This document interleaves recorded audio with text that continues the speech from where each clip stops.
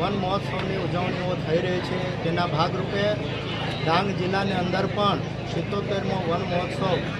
સુબીર ખાતે યોજવામાં આવેલ હતો। આ કાર્યક્રમની અંદર જિલ્લા પંચાયતના પ્રમુખ રાજેશભાઈ ગામી, આપણા વન સંરક્ષક શ્રી ભરૂચ વર્તુળ સામાજિક વનીકરણના માનનીય આનંદકુમાર સાહેબ, ડીડીઓ સાહેબ, બંને ડીઓપો શ્રી, જનપ્રતિનિધિઓને ખાસ કરીને ડાંગના રાજવીશ્રીઓ હાજર રહ્યા હતા અને ખૂબ મોટી સંખ્યાની અંદર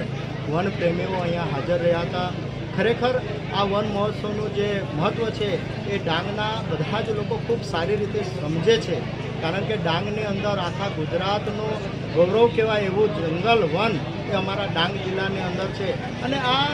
વનો થકી ડાંગના લોકોને અનેક પ્રકારની રોજગારીઓ મળી છે, પ્રવાસન સ્થળો છે, ઇકો ટુરિઝમ સ્થળો છે, એનો સારો એવો ડેવલપ કરવામાં આવે છે, જેના કારણે હજારો લાખો પ્રવાસીઓ આ ડાંગની અંદર આવે છે અને એના કારણે સ્થાનિક જે લોકો છે એને પણ રોજગારી મળી રહી છે। હમણાં જ વન વિભાગ દ્વારા 18 લાખ જેટલા વૃક્ષોનું વાવેતર કરવામાં આવે છે, એમાં પણ આ વૃક્ષો રોપણ કરવા માટે સ્થાનિક લોકોએ એની અંદર રહીને ભાગીદારીથી આ વાવેતર કર્યું છે, જેના કારણે પણ ડાંગના લોકોને રોજગારી મળી રહી છે। ત્યારે આજના પ્રસંગે અમે બધા જ લોકોએ એક સંકલ્પ લીધો છે કે આ ડાંગનું વન, હરિયાળું વન હજુ ગાઢ બને એના માટે બધા જ લોકોએ સંકલ્પ લીધો છે અને હજુ પણ સારું એવું ડાંગના જેટલા પણ ટુરિસ્ટ પોઈન્ટ છે એ ટુરિસ્ટ પોઈન્ટનો